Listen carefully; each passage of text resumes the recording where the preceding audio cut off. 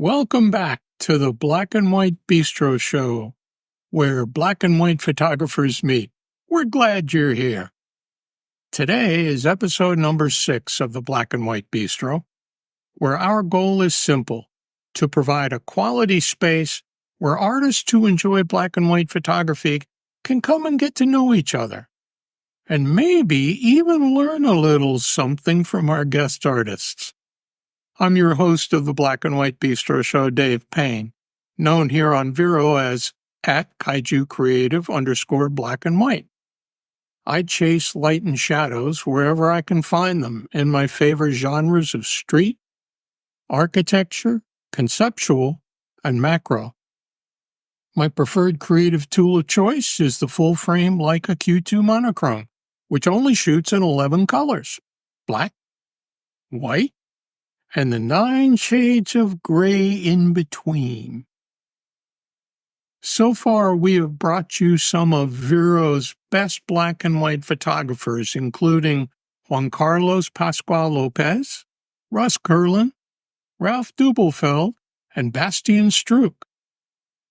Great artists from around the world. Today, we are proud to introduce you to our next guest artist, Gerry Suchy from Washington, D.C. in the USA. Now, coming to you from his home, the prescient visualizer himself, Gerry Suchy. Hello, Vero friends. My name is Gerry Suchy. I'm coming to you from my home city of Washington, D.C. in the United States. On Vero, you know me as @GMSDesigns Photo. I'd like to thank David for including me in the Black and White Bistro project. I'm truly honored to be in the company of such amazing photographers. In my previous career, I was a clinical social worker involved with assisting the police in crisis intervention work with all manner of distressed individuals, including those who were unhoused and living on the streets. I retired from this position in 2004 and set out to become a freelance graphic designer, focused on enabling small business owners to advertise their goods and services in a cost-effective manner that was within their budget. This involved product and interior design photography, all in color, of course. Surprisingly, business was good. I had tapped into a need that wasn't being filled by ad agencies. As time went by, though, I became bored with the work. That combined with more and more clients saying they could probably do what they were paying me to do.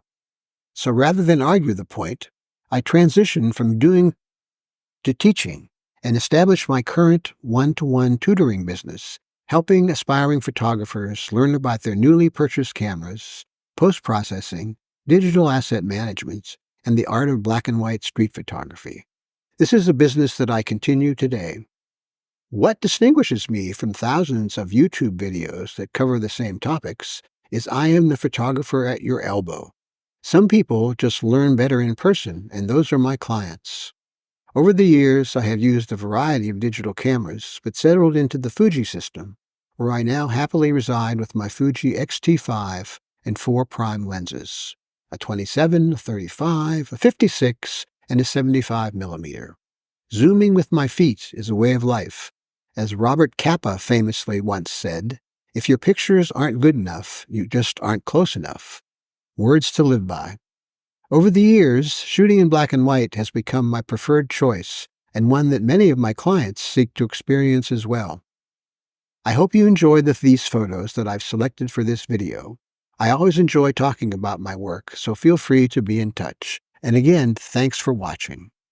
Many thanks, my friend. Over the next few minutes, we will discover 3 of Gerry's personal favorite images and the story behind each, and here's answers to 4 black and white photography questions we've prepared just for him. Now, let's enjoy Gerry's first artist-selected image and learn the story behind it as he shares his story in his own voice. The first of the photos that I'm going to talk about is an environmental street portrait of a homeless woman named Alice Carter that I made in 2013. I have been photographing the unhoused living on the streets of Washington, D.C. for several years now. All portraits are made with permission, and these individuals are compensated in some small way. Alice was the first such photo that I made and is responsible for naming the project The Invisible Ones of Washington, D.C. As I always do, I asked how she was doing and what it was like living on the streets. Her response was profound and has been with me all of these years. She said, "I feel invisible. I feel like a ghost. People look at the homeless and they don't even see us. They don't even see that we are there. I'm just an object to pass by."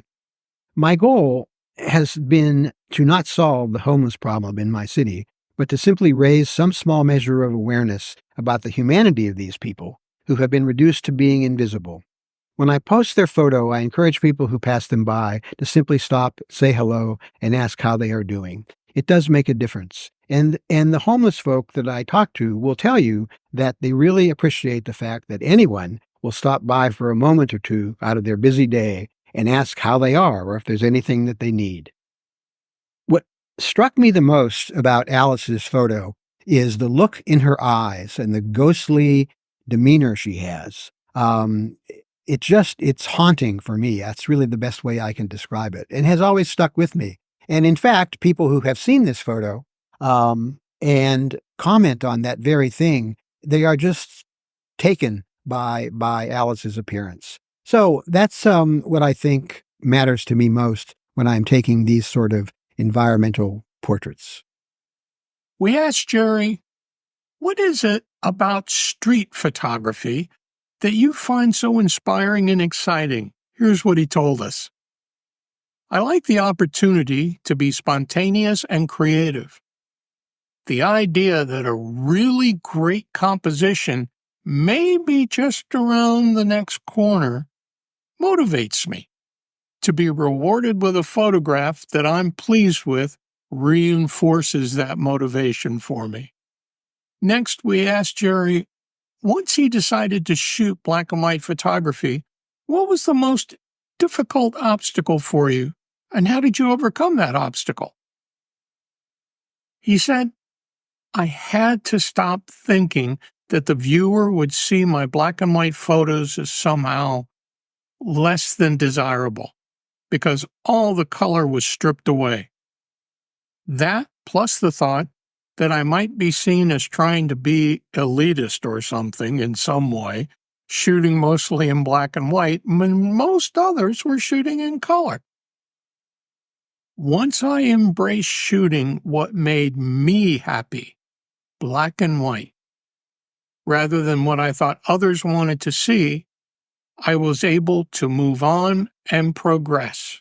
Now, let's enjoy Gerry's second artist-selected image and learn its story in his own words.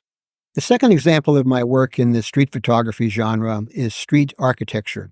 While there are certainly many wonderful buildings that could be photographed in the DC area, I am only interested in those that are designed in such a way as to allow me to use the existing light, shadows, and reflections to make a compelling composition. More often than not, this will involve shooting at an odd angle that alters the perspective of the viewer, such as what you can see here in this photo. I was walking along the street, noticed the facade, and felt that if I got very, very close to the building and shot straight up, I could really render a photo that would be remarkable and worth keeping. The design of the facade on this building, as well as the clouds passing over, are what made it a good photo for me. The subtle reflection of the clouds on the facade was indeed a bonus. Some would argue that this is not street photography because there are no people. I would disagree. The building is on the street. I am on the street photographing a composition showing the effect of light, shadows, and reflections that they have on my subject. For me, that means street photography. So I hope you agree, or at least you can enjoy the photograph for what it is. Thank you. Our third question for Gerry was, if you knew then what you know today, what would you have done differently when you first started shooting black and white, and why? He said, I would have definitely been more intentional in my photography. I would have slowed down. In the beginning, I thought I was supposed to take a lot of photographs and then sort through them all in post-processing. Over the years, I've learned to see in black and white. Pause and consider the composition without instantly taking the photo, and then using light and shadows to create the mood I wanted for my image.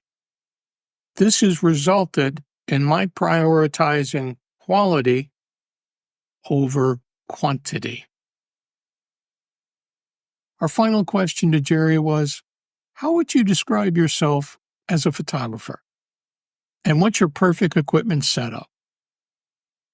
Gerry shared, I like to think that I'm evolving into a more intentional and story-oriented photographer. I find myself thinking more about the mood I am conveying before I take the image and how the viewer will interpret the scene. As for my perfect equipment setup, I'm quite happy with my current Fujifilm X-T5 and 4 prime lenses. I usually carry 2 of those with me when I go out, a 75mm f1.8 and a 35mm f2. One's on my camera and the other's in my bag. Finally, zooming with my feet has become a way of life for me. Let's enjoy Gerry's final artist-selected image and learn the story behind it. The third example of my work fits the definition of traditional street photography in that it is a candid photograph that unfolded in seconds right in front of me. For me, street photography needs to take one step further in that it should endeavor to tell a story either directly or left to the viewer's imagination. This will involve a look, a gesture, or establishing a mood that the photographer wants to convey to the viewer. My photo is meant to contrast and call attention to 2 families of different backgrounds spending time on a communal bench one Sunday morning. The family on the left is either on their way to a nearby church or is stopping by after services have ended. The family on the right is simply enjoying the day with their young daughter attired as a fairy princess. I thought the expressions and demeanor of the family on the left told the story. The look on their faces, I think, are priceless. I wanted to convey this to the viewer, and I think that was accomplished in the few brief seconds I had to compose this photo. As with most of my street photography, I always think that the viewer can fill in the blanks with what the photo says to them, and I hope I encourage people to do that. This is what I hope to accomplish with my street photography, capturing a moment containing a look, a gesture, or a mood, and letting the viewer decide. Great job, Gerry. That brings us to the end of today's Black and White Bistro show. We hope you enjoyed meeting Gerry Suchy and his amazing black and white photography. To see more of his images, visit his gallery here on Vero, share some likes, and consider following his photography journey if you're not already. You can also visit his website to learn more about his photography and to learn about his training and services offerings. We'd like to thank Gerry for joining us on today's show. Would you like to have a chance to be featured on the Black and White Bistro? Well, first, follow me at Kaiju Creative _black and white. Second, start using our hashtag black and white _bistro on your best black and white images. And finally, send me a DM on Vero, or you can send me an email indicating your interest in being our guest, and tell me about yourself and your photography journey. You'll find my email information in the Linktree QR code on your screen now. If you enjoyed today's show, make sure to mark your calendars so you don't miss episode 7, coming exclusively on Vero on May 25. And don't forget, if you're not shooting black and white, you're only seeing half the picture. So get out there and take some great black and white photographs.